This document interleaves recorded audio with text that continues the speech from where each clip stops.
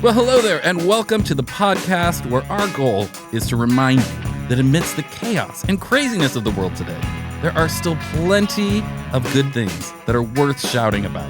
In each episode of this podcast, we're going to be joined by nonprofit professionals, leaders, experts, and advocates to hear their stories, facilitate conversation and connection within the nonprofit sector, and hopefully put a smile on your face. We like that. I'm Matt Barnes. This is Nonprofit Connect. Let's share some good. Welcome to Nonprofit Connect. Welcome to the show. We're here. I'm Matt. That's Tiffany. Oh, that was much better than last time. Last time there was a significant pause there when I said, and then she just was like, Hey. Oh, Tiffany. Yeah. Mm-hmm. Hey, I just had my coffee this morning. I'm getting into it, okay? All right. Feeling good, feeling better. Welcome to the podcast. We're excited. So just so you know, listeners, we are way ahead on our recording of this podcast, like the interviews. And so that also means we are way behind on our recording of intros. Yeah. So we're recording probably like 8 or 9 intros back to back right now. Yep. It's going to be It's going to be interesting. We're going to probably run out of things to talk about really quickly. But that's okay. It's okay. What'd you have for breakfast this morning? What did I have for breakfast? Oh, This is how bad it's gotten. No. Yeah, this is bad. I had an egg white omelet. Come on. Okay. I'm healthy. Okay. What did you have for breakfast? Let me guess. I had a Ice? Fig bar and some toast. Oh. Yeah. We're moving on up in the world. I know. From ice. I should have had my leftover pizza from last night. Okay, pizza for breakfast is amazing. So cold good. pizza. I love cold pizza. I don't heat it back up. Pizza. No, you just leave it like it. Cold. You know what else is really good cold is pasta. I love cold pasta. Agreed. Sometimes I like it better than when it's fresh and hot. Okay, but with meat in it? No. Well, sometimes if it's chicken or something, but a good refrigerated pasta the next day is tasty. I can do that. I make an awesome pasta. Do you? I do, yes. It's like heart attack on a plate, but it's amazing. Okay, I have yet to try it. It's like chicken tortellini with pink sauce. So you got the marinara and the Alfredo. You've got sun-dried tomatoes and artichoke hearts. Wow. And it's amazing. And it's so good cold the next day. Wow. Like really, really good. So yeah. You like the most interesting thing, artichoke heart? Oh, they're so good. They're delicious. So weird. Anyway. That's not what we're here for. We're here to talk about nonprofits. Yeah, we're here to talk about good things. And hear about people doing amazing things in the world, even more amazing than making my amazing pasta. I feel really good when I make that pasta, but That's I think good. Our guest today, Miriam Dicks, she is the founder and CEO of 180 Management Group, and that's an organization that specializes in operational strategy and design for nonprofits. It's her and her husband, and they have a little team, but they're doing incredible work. And before starting 180 Management in 2014, Miriam spent a bunch of years in nonprofits and for-profit organizations. Her focus was always on operations and management.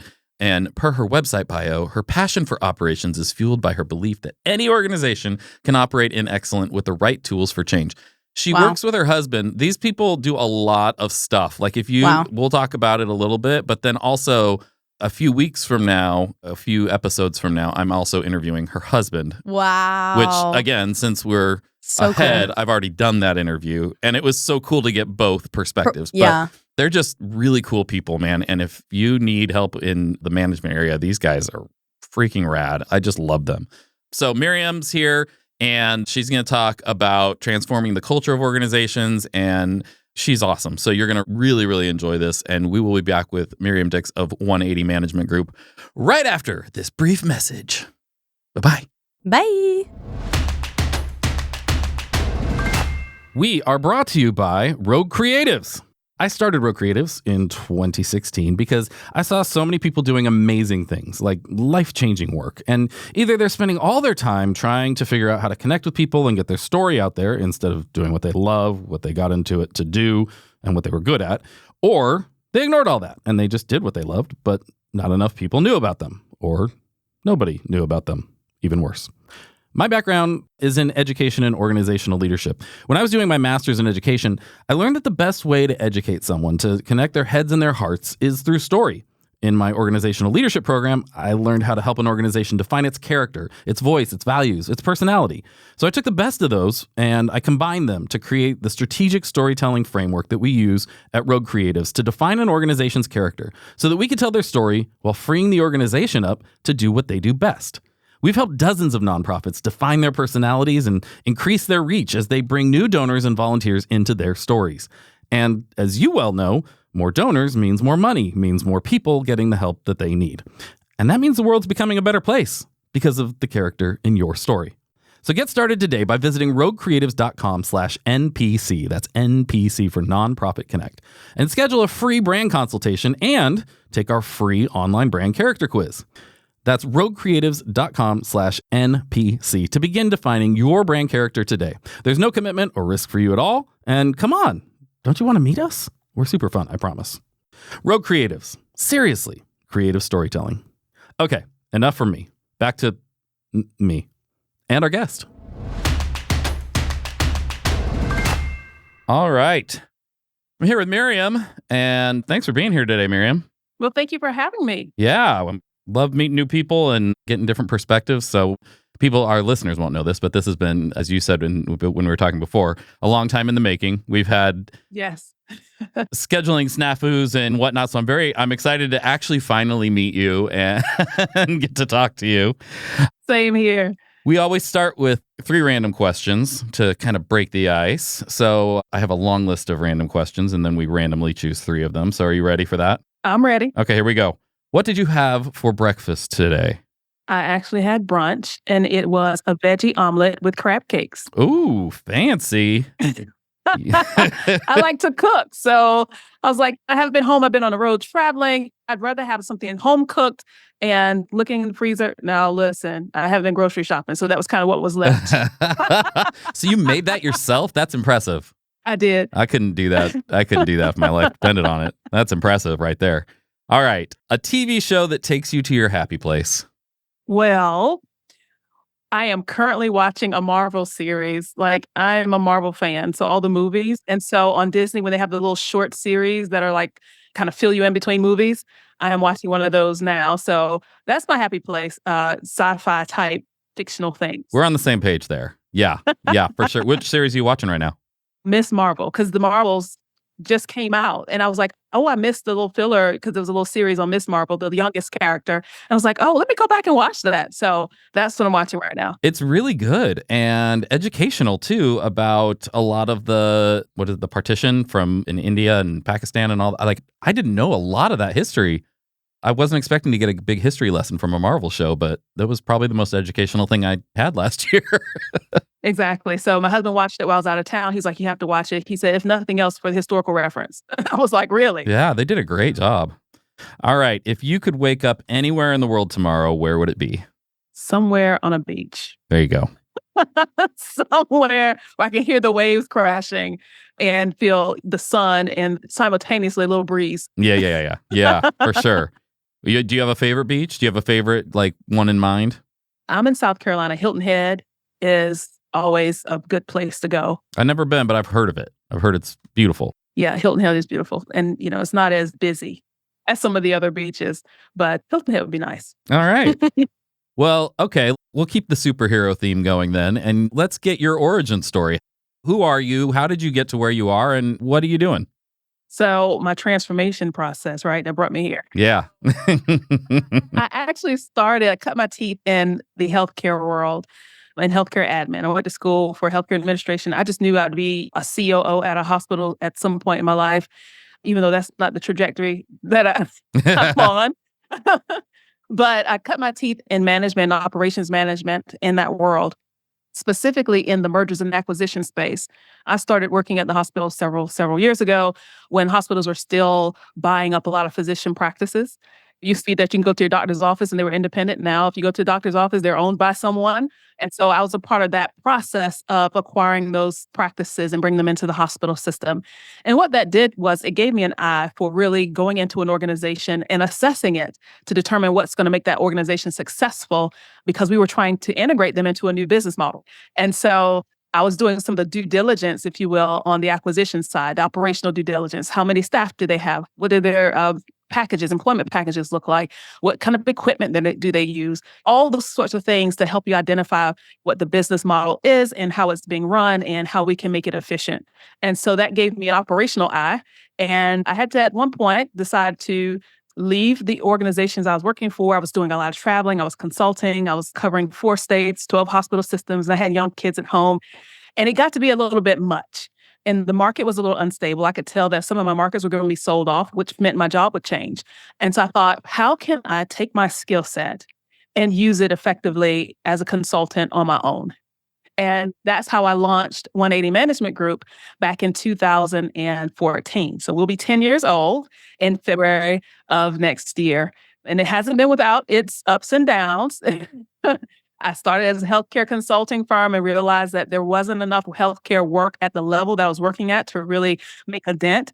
And so I used my operational skill set to really pivot into working with organizations who really need the structure, who really need to make their operations more efficient.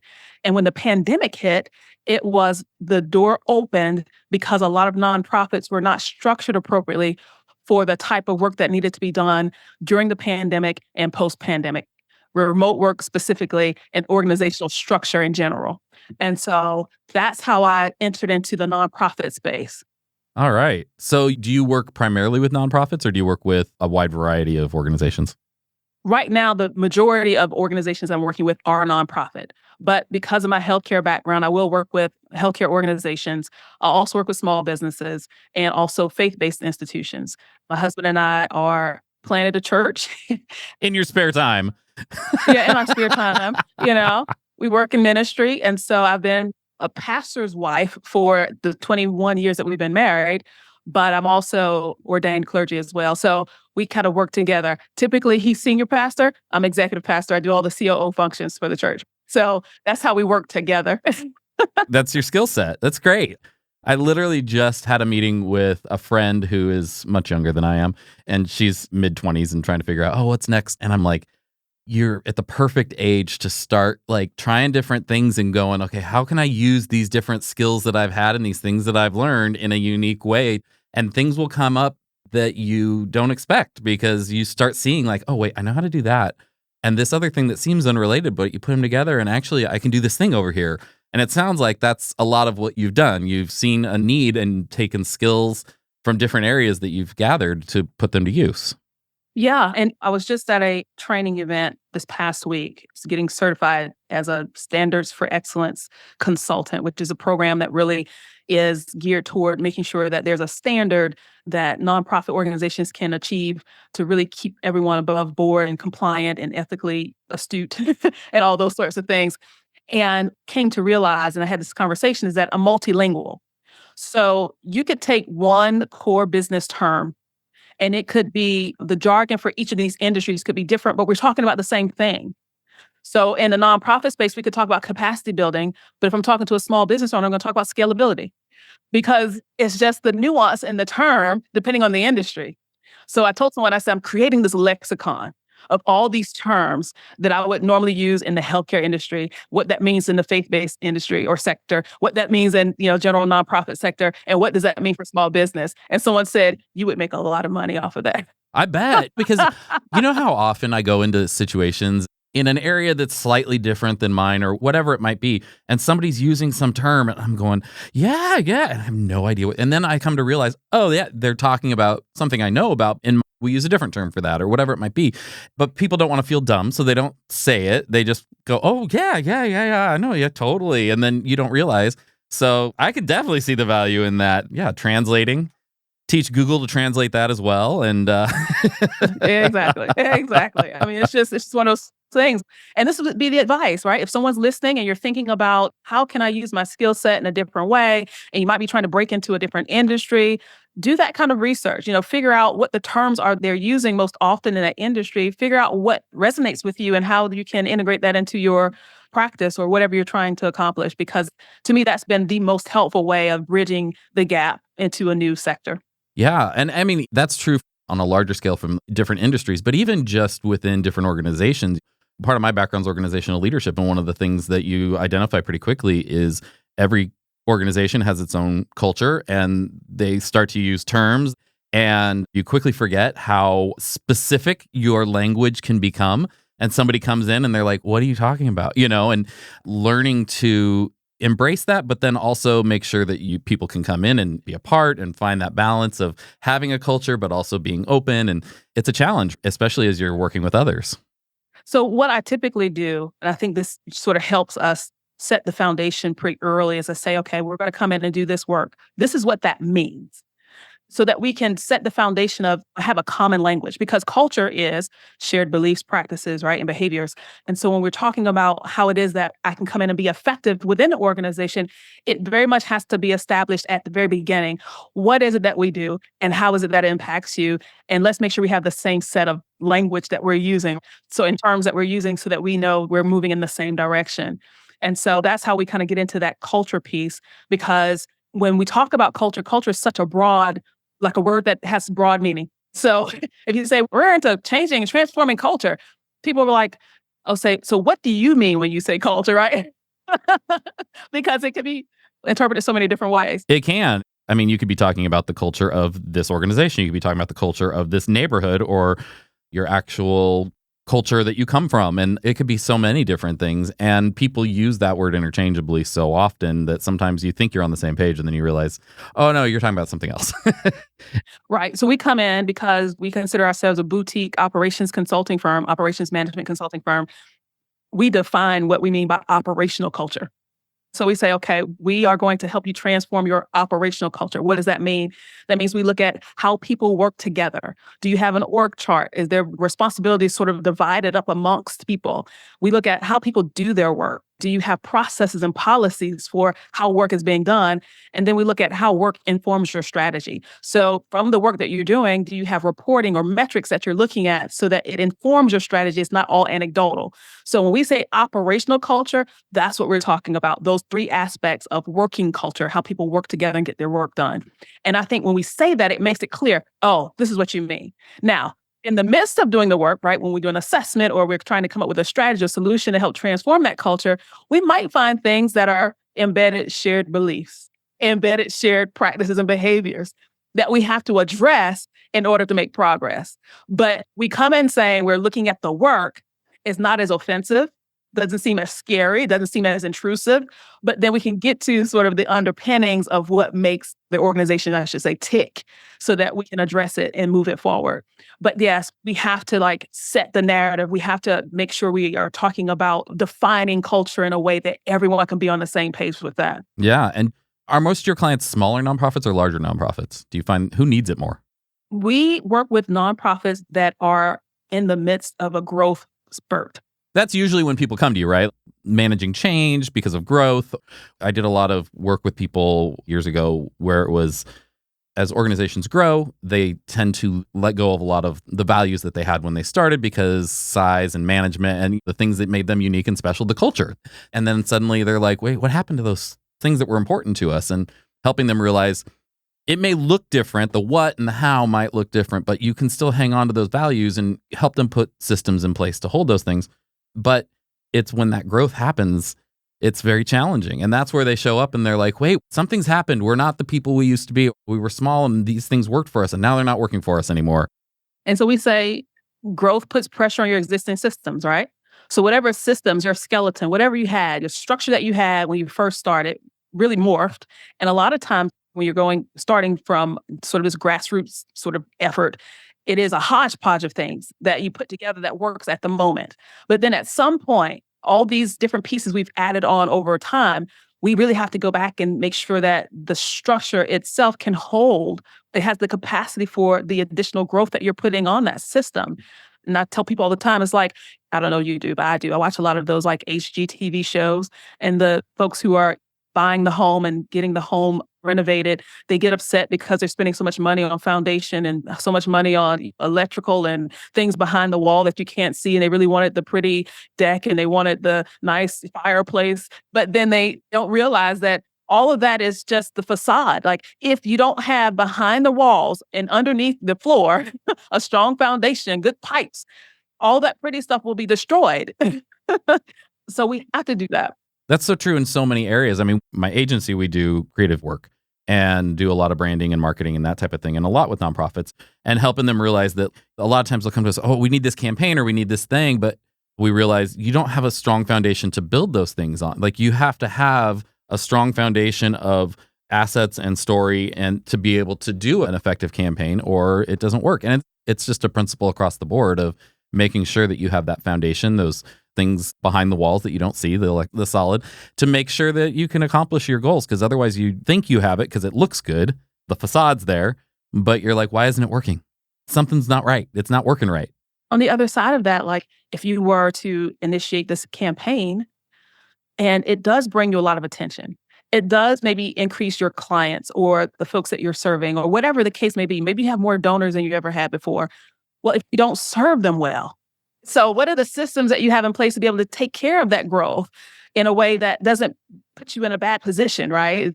It doesn't impact you negatively when you do see that growth happening because you've done such a great job on this marketing campaign, right? So there's a lot of different pieces that go along with making sure you can provide service well, not just attract it. So not to try to put you out of business, but what would you tell somebody with a smaller nonprofit who is hoping to grow so that they can put systems into place or avoid some of those pitfalls? Like, what are some of the things that they could do now to make those transitions a little smoother? Well, one is make sure you're not throwing bodies at a problem. Because when you're small, you don't want to just hire just to get work done. You may be able to leverage different types of software applications to get work done and hiring people to do the work. So that creates this opportunity for you to scale differently. So it's more expensive to hire someone and pay for not just their salary, but their benefits. If there's a solution that may cost you $50 a month and it saves you maybe 0.5 an FTE, or if there's an opportunity for you to outsource something that doesn't come with benefits and, all the other fringe benefits that come with having a salary or a staff member. So I would say, let's look at what the work is that you're actually doing and figure out what the plan is to get the work done so that we aren't just reinventing the wheel by doing something that we know others have tripped up on, have not been successful, were not able to grow because they had too much administrative overhead. And that also helps with making sure that when you're looking at the work that needs to be done according to the strategy that's based on your mission, throw that in there, that we are identifying right size, right fit, because that's where turnover happens mostly. So even as a small organization, you don't want to have a lot of turnover because you don't get to build the foundation well. So if you can avoid having a lot of turnover because you have overwhelmed folks with a lot of work to do, and it's not right size, right fit job, then that's what you want to do. So it's really about resource utilization when you're small. How do you use resources in such a way where you can remain nimble and scalable and be able to get the work done that needs to be done at that moment? Yeah, it's about finding that balance. And I think this is true for for-profits or nonprofits, but people that I work with often, I find that, especially in the nonprofit space, I feel like I more often find people who are not hiring enough and people are overwhelmed and they're burnt out and they're taking on too much. And a lot of times in those times, it's either you got to figure out how to hire more people if you want to do all these things, or you need to scale back and grow more intentionally and say no to some things for now, and which is so hard, especially for people who are so passionate about what they do. And they don't want to say no to opportunities like, oh, we could do this and we can fix that. And it's like, what's your mission? What's your why? And let that define and grow at a more scalable pace. And with for-profits, I find more often it's, hiring too much too fast. And then like, wait, you can outsource some of this stuff and let's take it easy. But finding that balance in there is rough. It's a hard place to be. Yeah. And so on the for-profit side, we would talk about scope creep. So there's this idea that you could have a singular, let's say, vision, mission, or that you're trying to accomplish, but because you see all these different opportunities, you start widening your scope, and then you find that you're kind of way out there as to what you were supposed to be doing initially. And in the nonprofit space, we'll hear all these wraparound services, right? So that's the term that I hear most often is that, this is our core, but we have some wraparound services that would just really go well with our core mission. And then the next thing you know, they have more wraparound than they do core. And so you really have to be careful about making sure that the mission is the mission and we aren't chase shiny things. Yes. Oh my gosh. I can't tell you. I love them. God bless them all. But how often we have nonprofits come to us that go, we need help with messaging and figuring out how to communicate what it is we do. And they sit there and they tell us all about their core things. And we're like, okay, well, we can help you simplify it. But also, we have this and this and this. And they're like completely unrelated, but they want it to be related. And I mean, you can see how they got there, but that should be its own organization, that kind of thing where you're like, how do we simplify this? And yeah, it's a tough place to be. It is. And talking to several executive directors and CEOs of nonprofits, they really face a very real issue or challenge when it comes to funding. So if the nonprofit gets the vast majority of its funding from a government or federal grant or some sort of a government grant or government money, then they're sort of at the mercy of the government to renew that. And so they're thinking about, okay, what other services can we provide so that we aren't left high and dry if we don't have this opportunity to renew a particular grant or some kind of funding. And I can totally appreciate that you're thinking outside of the box as to like, how is it that we can continue to keep this organization running? But I do think that there's an opportunity for our nonprofit leaders to be thinking about those different options, but still remaining true to the core of the organization. And even if you are thinking about starting a nonprofit, one of the things that comes up often is, and I would suggest too to think through, is one, is there an opportunity to partner with someone who's already doing what you're doing so that you're not creating another duplicate service? So partnerships and alignment work well. But even when you are visioning for what that organization is going to do, to not have it based solely off one particular funding source, so that you always have these different streams of revenue that you're looking to gain. Even though I know that saying streams of revenue is more of a for-profit term, it's still applicable in that you have different types of funding sources for your nonprofit. So be thinking about that when you start it. And that is, I mean, I feel like I've been on this mission for a long time I'm sure you've heard of Dan Pallotta, and he did a TED Talk a while ago. He's got a book, but his whole thing was starting the conversation of nonprofits need to think a little bit more like for-profits. If the Fortune 500 companies ran themselves the way that we are told to run nonprofits, they'd all go out of business. There's this idea that nonprofits shouldn't have any overhead, they shouldn't do marketing. And it's like, no, the most successful nonprofits are the ones that actually invest in themselves. But they end up in these places a lot of times where, because they have one major donor or they have one major source of funding, that ends up dictating so many things. They have opportunities that they can't take because that one person or that one source of funding says, no, I'm going to pull my funding if you do that. And it's just not a safe or healthy place to be. But there's that fear of, we can't do it without them. And so I've been encouraging a lot when working with smaller nonprofits, encouraging them to start with like explaining the benefits of unrestricted giving and really embracing those types of things and making sure they have a diverse stream of income. Because otherwise you end up in these places where, I mean, we did a whole rebrand for a nonprofit, and then one of their biggest funders found out about it before we launched it. And they came in and said, oh, if you change the name of the nonprofit, I'm pulling my funding. And so we had to cancel it all because they were like, we'd be gone without this one person. And so it's a tough place to be. It is. And equally as tough is trying to build your nonprofit off of what funds are available next. Then you're chasing different grants, and that's going to morph the type of organization that you have, because majority of funding, especially government funding, is going to come with strings attached, which means you have to run it a certain way, the program's a certain way, you have to report certain things. And now you're looking at 10 different ways of running your organization because you have 10 different funders who have 10 different requirements. That's not fun either. No. I think to me, one of the big messages here, and tell me if you agree with this, but for people starting nonprofits, like to really stop and think this through. Because I think a lot of people think, oh, I'm just trying to do this thing. I'm going to fill out the application and start my own nonprofit. It's going to be great. And then they end up in this quagmire. They don't realize how difficult it actually is to run a nonprofit successfully and to actually help people that way. And to your point, not taking the time to even find out, is there somebody else in your area that's already addressing that problem that you could team with, that you could partner with? And then you end up with duplicate stuff. But most small nonprofits start with somebody who's really passionate about one thing and they know how to do that one thing, and then it's like, oh man, how do I do all this other stuff?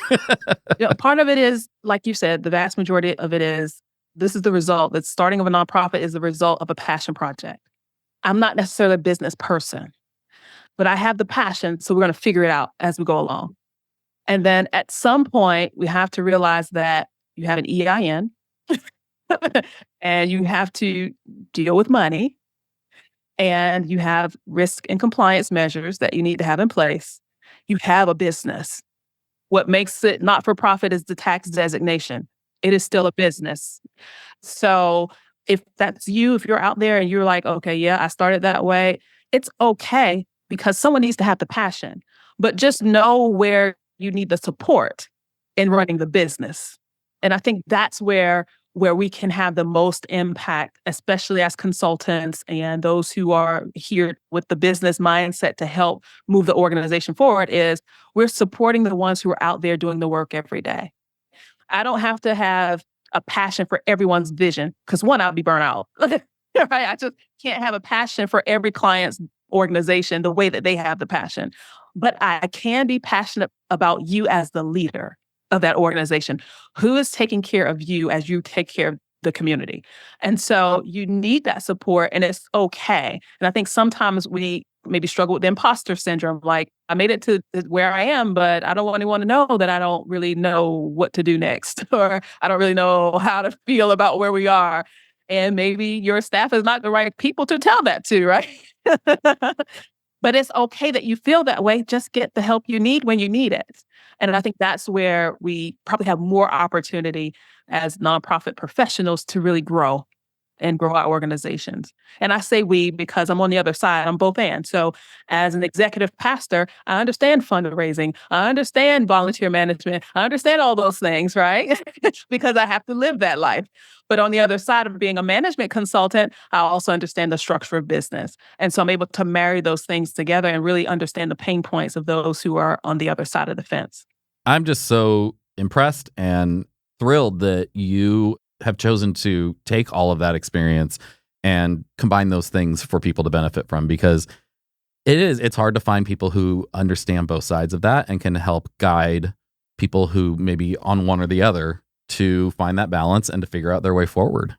So I'm so happy to hear about what you're doing and want to make sure that people find you if they need you. Where can people find you?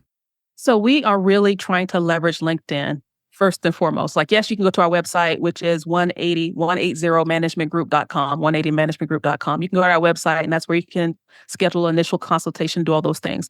But we also want to provide resources. And so those resources, if you want resources, those will be found on our LinkedIn. So we have the 180 Management Group LinkedIn page. And if you want to find me specifically, you can. I think it's Miriam P. Dicks. Don't quote me on that. At least put Miriam Dicks in there. You'll find me. Awesome. Cool. Well, we got some closing questions for you, just kind of rapid fire. What's the one thing that makes you feel most connected? Wow, that's a good one. The first thing that came to mind is family. We have 3 young adult children. They're all in college. And when they come home, we can sit around the dinner table and have just some great conversations because they're older and they can appreciate how they were raised now. So I'm looking forward to that. I've got 5, 6, and under, so we've got a long way to go before that happens, but that's awesome. Yeah, our oldest is graduating from college next month. So we're excited about that. But being connected, for me, it's about conversation. Like, I have great connection with you today because of the conversation. We can really agree on some things and just really be inspired by each other. But I connect through conversation. That's just kind of who I am. I'm the exact same way. It's so funny. This is kind of an aside, but when I first had kids, I sort of had trouble feeling connected to them as infants because they couldn't communicate with. But as soon as they start talking, all of a sudden I'm like, oh, and I have this connection with them. And like the first ones, I was kind of scared because I'm like, oh my gosh, do I not have that ability to like be a dad, like, and connect? And then all of a sudden they start, and I'm like, I'm in. Like, it's the best because I'm a talker. That's when because then you can see their personalities really start to shine through when they start talking. So, oh yeah, it's the best. Who in the world of nonprofits would you most like to take to lunch? Joan Gary. Joan Gary has a podcast called Nonprofits Are Messy. So as I was transitioning into this nonprofit space, trying to learn more about nonprofit culture, She's written several books. She's been a consultant in the nonprofit space. I mean, she's just done a lot of work in the nonprofit world, building boards, the whole nine. And so just to have lunch with her, and she has a very quirky way of talking about it, obviously with the title of her podcast being they're messy, and being okay saying that. Like, I wouldn't want to say that, as a consultant, but she says it. And I think that would just be such a great conversation to have with her over lunch. So that's awesome. All right, last one. What aspect of your job brings you the most joy? Watching a nonprofit leader, like watching the light bulb go off and the stress level come down. Yes. So we're having a conversation, or we put a plan in place, and they start to see the traction, and you can see some of the anxiety kind of lifting off of them. And they feel like this is where we need to go. This is the direction. We're on the right path. We're going in the right direction.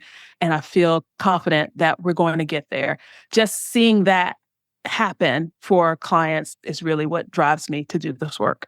That's awesome. Miriam, thank you so much for being here. 180 Management Group.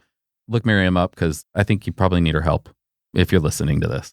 That's just my feeling. I feel like you need Miriam. We all need some more Miriam in our lives. Well, thank you so much. All right. Thanks for being here. We'll talk later. Thanks. All right. Sounds good. Okay. Bye-bye. And my friends, that is a wrap for today. If you made it this far, and I don't know why you wouldn't, because pretty awesome. Thank you so much for listening to Nonprofit Connect. We cannot tell you how much we appreciate it, because we really appreciate it a lot, and it's hard to say that really well. We really would like it, though, if you came back for our next episode. Only if you liked it, obviously. So make sure you subscribe to the podcast on whatever platform you use, and visit our website, npconnect.roguecreatives.com. Hopefully we've managed to share insights to make you feel connected and even a smidge better about your life and the world and everything. Are our goals too high? Maybe. But that's how we like things. All right. You have yourself a great day. Bye-bye. Nonprofit Connect with Matt Barnes is hosted and executive produced by me, Matt Barnes, with an assist by my chaos coordinator, Tiffany Pope. Production is by our amazing friends over at Fame, the B2B podcast agency, along with Belinda Carter-Thompson and the team here at Rogue Creatives. Production lead is Luke Audi at Fame. Writing is by Sam Hollis at Fame and Matt Barnes and Taylor Bolanos from Rogue Creatives. Nemanja Koljaja of Fame is our audio editor, and Arslan Yakub from Fame is our video editor. Creative direction is by Corey Hill of Rogue. Our artwork is designed by Hopo Kelly and Joshua Marino at Rogue, and Ian Salas of Fame. Theme music is composed and performed by Jared Atherton of Chapters. Luke Audi of Fame does our booking and our guest relations. Huge thanks to our amazing guests for joining us for this episode, and to all of you incredible listeners for tuning in. If you enjoyed the show, and I don't know why you wouldn't have, don't forget to help us spread some good by giving us a good review. Preferably, 5 stars with lots of words saying how amazing we are on whatever platform you're listening on. Apple Podcasts, Spotify, whatever it is. Also, tell your friends and subscribe so we can come straight into your potholes each and every time we have a new episode.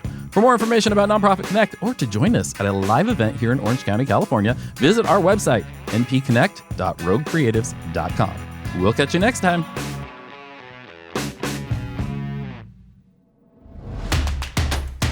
This has been a Rogue Creatives production.